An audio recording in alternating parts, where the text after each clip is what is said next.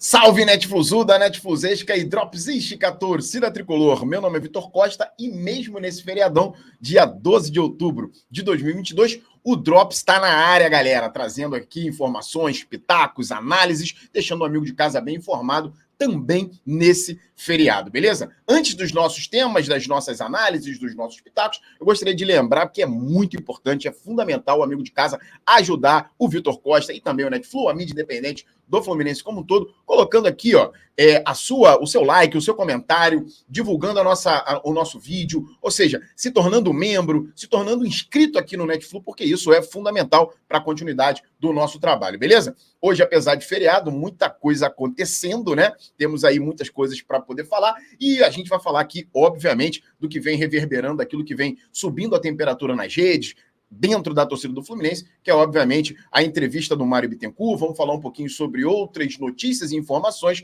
e vamos ao primeiro tema de hoje, galera. O primeiro tema é esse aqui, ó.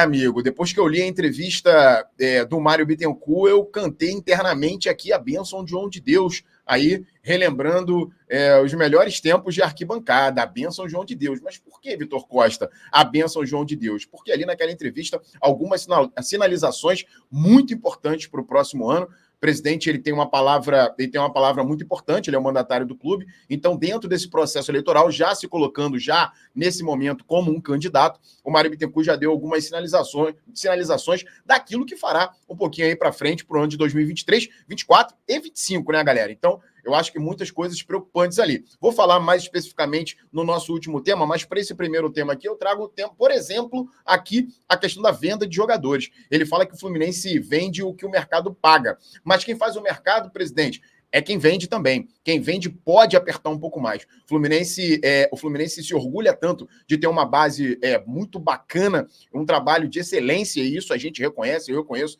feito lá em Xerém, mas na ponta final do processo a gente acaba pecando, que é exatamente vendendo jogadores a custo muito baixo, ou a custos muito baixos. Então, acho muito complicado. Eu acho que quando a gente fala sobre isso, quando a gente fala sobre SAF, o presidente é bastante evasivo nas suas respostas, beleza? O nosso tema número 2 é esse aqui, ó. O que o Walter Casagrande Júnior falou.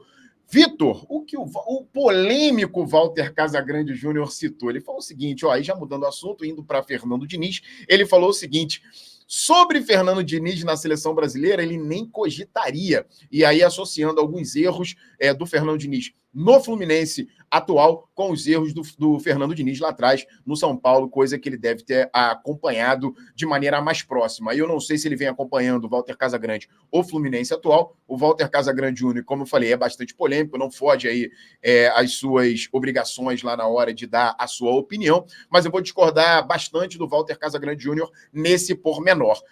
No caso de não cogitar para a seleção, eu até concordo. O Fernando Diniz realmente, próximo a outros técnicos do Brasil, ainda é relativamente um iniciante, muito embora tenha feito alguns trabalhos importantes, não conquistou os títulos, é verdade, mas alguns trabalhos, mas é mais jovem do que muitos que estão aí, ou a maioria daqueles que estão trabalhando no Brasil, que são brasileiros, né? Sem contar aí os estrangeiros. Mas quando o Walter Casagrande Júnior associa os erros de São Paulo com os erros de Fluminense, eu vou discordar do amigo. Por que eu vou discordar do Walter Casagrande? Porque é generalizar bastante. É uma análise muito rasteira, muito infantil, e geralmente para quem está de longe. Quem está de perto, acompanha o dia a dia do Fluminense, percebe que o trabalho atual é bastante diferente dos anteriores, e eu vou trazer só uma análisezinha que eu faço em relação ao trabalho do Fernando Diniz, a maturação da relação com os jogadores. Eu acho que hoje ele entende muito mais também o lado do jogador. Vitor, mas teve um problema de vestiário aqui e outro ali. Essas coisas são absolutamente normais, beleza? Ele erra pra caramba nessa administração, mas eu acho que ele tem buscado aí crescer na relação e ter uma relação melhor com os jogadores. Então, acho que ele vem amadurecendo sim. A gente sabe que existem erros, mas eu apostaria por um trabalho do Fernando Diniz no próximo ano, beleza? E para fechar, eu volto a falar do planejamento de uma sinalização muito perigosa, de uma sinalização que me deixa bastante preocupado da entrevista do Mário Bittencourt.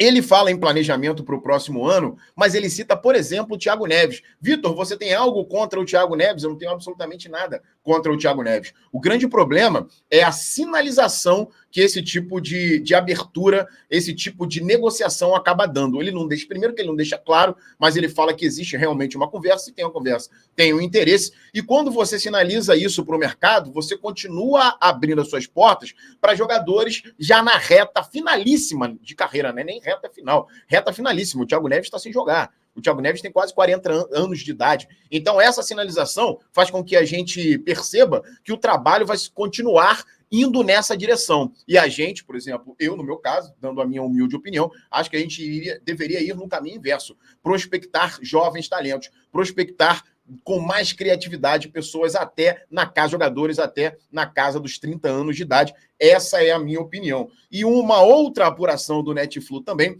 dá aí a informação de que, em caso de vitória do Mário Bittencourt, o Angione continuaria como gerente de futebol, enfim, num cargo de direção. A gente sabe nada contra o Paulo Angione, mas a gente sabe que o Angione é um dirigente à moda antiga, nada contra a moda antiga, mas a gente precisa muito nesse momento de novidade, de ação, de vitalidade, e não parece que o dirigente atual tenha e agregue isso. Então, por conta desse detalhe, é sim uma declaração e também uma apuração do Netflix que nos deixam bastante preocupados. Beleza, galera? Então, mais um Drops Netflix para conta. Coloca aqui na caixinha de comentário a sua opinião, o que você pensa sobre esses 3 temas que eu vou responder a todos, beleza? Saudações tricolores, bom feriado e até a próxima. Fui!